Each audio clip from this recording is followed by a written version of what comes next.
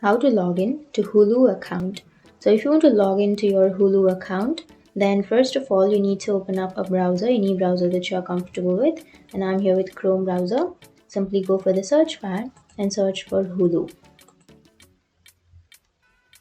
And once you've searched, go for the first search, which is www.hulu.com, or you can go for login so that it will directly take you to your login page. So now to log into your Hulu, first you need to enter your email address.